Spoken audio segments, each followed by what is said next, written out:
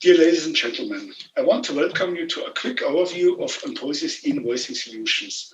In the next 10 to 15 minutes, I want to talk about what is e-invoicing, what are the main invoicing systems, what are the main challenges to master in order to switch over to electronic invoices, which countries can be covered by using Imposia's e-invoicing solutions, and what are the benefits and advantages to use electronic invoices.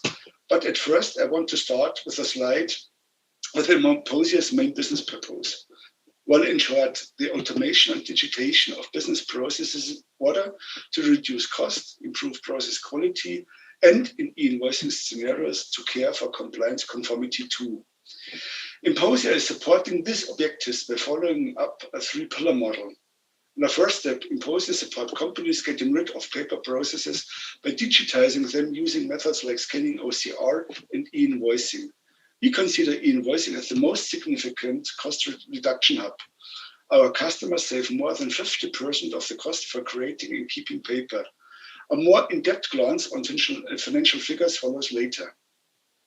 Taking into consideration that businesses usually are faced with Pareto ratios, meaning, for example, 20% of your customers are responsible for 80% of your invoice document volume, it is apparent that your customers aren't satisfied by only receiving a paper replacement. They want to have proper invoice data that can directly be integrated into back-end systems. This leads to the second step of optimization. Preparing processes like purchasing orders or invoices in structured EDI formats, offering web EDI capabilities or checking data for completeness and correctness, improve data quality, speed up processes and reduce manual efforts, with an additional cost-saving potential of 30% or more. If this step is mastered in a last step, our customers just want to be involved into running processes only in case of problems or incidents. This is what we call surveillance monitoring. Our customers are allowed to focus on more profitable things. The system monitors itself. Only in case that manual intervention is necessary, employees of our customers are proactively notified and then able to act target-orientated. At this stage, hardly another cost saving is realized with adequate effort. The next two slides now dealing with legal regulations and statutory requirements. Starting thinking about e-invoicing means being faced with a lot of terms and frame conditions that may be puzzling. Here you can see some of these buzzwords, but please be assured that things aren't as complex as they seem.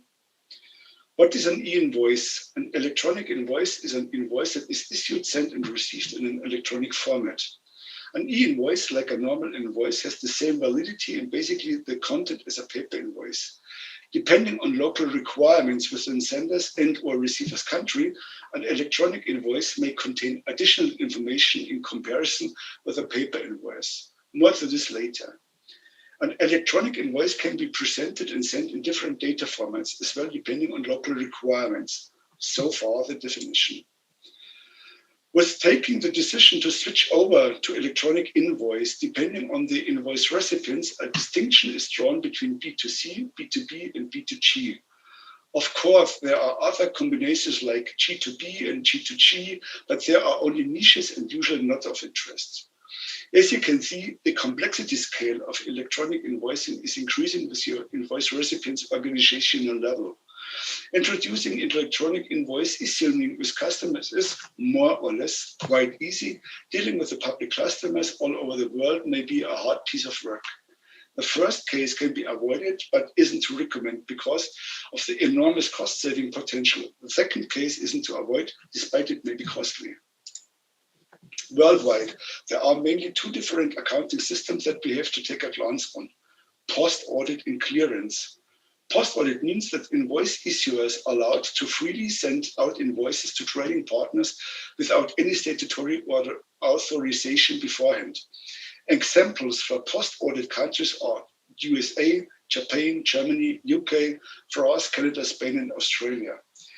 Clearance means that invoice issuers need statutory authorization prior to sending out invoices to trading partners.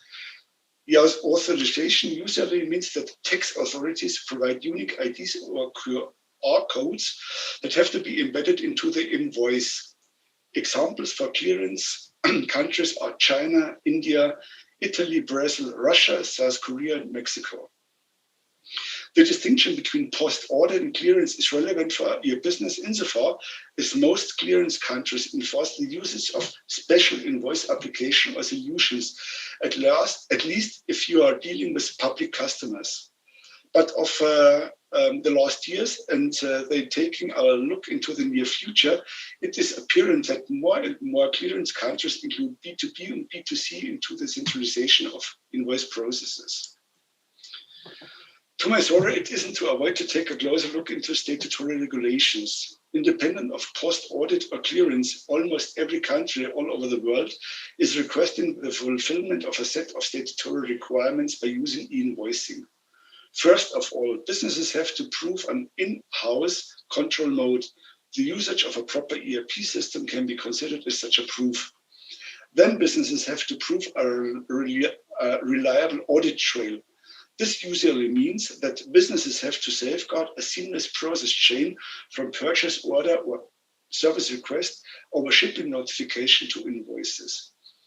If businesses aren't able to prove both, other methods to fulfill legal requirements are allowed by proving authenticity, immutability, integrity, and readability of e-invoices.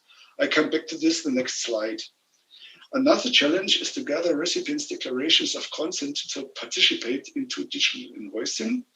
And last but not least, you have to safeguard that digital invoices are stored digitally according to the legally requested retention periods.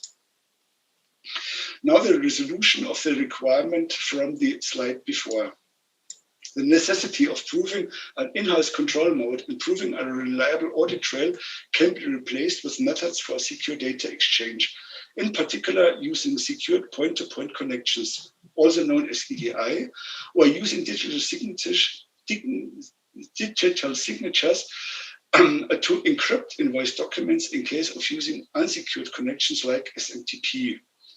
In addition, e-invoicing by Imposia meet following legal requirements: authenticity, digital signatures provided from a trust center for encrypting technical connections or invoice documents; immutability by using PDF A3 formats; integrity by creating a PDF A3 format from source data or encrypted transmission or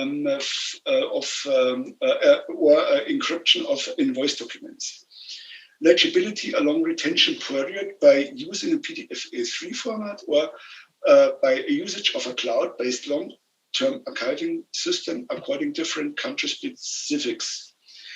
Regarding the administrative task of gathering declarations of consent, Imposia provide a self-service portal for rollout purposes. Within this portal, the frame conditions around the digital invoices can be explained, and the customer can be asked to provide his declarations of consent just by ticking a checkbox. If you're a running worldwide business, then the Imposia country coverage may be a special interest for you. Taking into consideration that e-invoicing started around the year 2000, 20 years later, we are faced with a patchwork of implementation progresses, accounting modes, and technical solution. Over the last few years, things speeded up, but it is obvious that we are far away from worldwide harmonized systems. But you mustn't worry about. Imposia is reducing complexity for you. At the moment, you are monitoring around 60 countries worldwide. For more details regarding countries and their specifics, please ask your respective sales representative from Avalara. This slide indicates the implementation status of e-invoicing. A significant portion of countries are already onboarded, either directly by Imposia or together with so-called last-minute partners. From a practical perspective, for you, this means you just have to connect to the Imposia cloud platform, provide necessary invoice content, and pick up data like invoice IDs, QR codes, confirmations, etc. The rest is done by Imposia or its partner. E-invoicing is really dynamic. Countries are planning the introduction of e-invoicing the next months or years, or countries successively Onboarded business top-down means starting with large businesses and step-by-step roll out the processes to small businesses. Countries introduce additional processes like real-time invoice reporting, CFT, e-waybill, e-reconciliation, e-ordering, etc. And last but not least, countries adjust the existing processes in order to make them more efficient or convenient. Imposia monitors this as well and let customers know about. Just to make e-invoicing a bit more handy, in the following two country scenarios. France is a post-audit country, but on its way to become a clearance country. If you want to issue invoices to French public customers, you have to use Factor X, which is the e-invoicing standard development by the FNFE, particularly to meet the needs of companies with limited technical possibilities. Thanks to the PDF A3 format, the sender can embed workable file formats into the PDF invoice file. The invoice recipient will use the PDF file for checking and archiving purposes and the workable format for directly integrate the invoice data into his backend systems. On the other hand, Italy is a clearance country with a high process demand. Fattura PA, the Italian invoice format, is an XML file and the only format accepted by the SDI, the governmental invoice clearance system. The XML file has to be encrypted either with an CMS, Advanced Electronic Signature, or an XML Advanced Electronic Signature. This will safeguard authenticity and integrity of the electronic invoice. The SDI systems provide back either confirmations the provided invoice data with the XML is accurate, or rejections. The invoice data isn't accurate and have to be created without errors. With acceptance of SDI system, the Fattura PA invoice have to be archived within Italy. Imposia manages this for its customers. If you got the impression that invoicing is complex and costly, this is partially true, but there are a lot of benefits you have to consider. To make the cost reduction perspective a bit more visible, following calculation demonstrate the cost-saving potential for digital processes. The values within section paper are the results of effort evaluation processes together with Imposia's customers.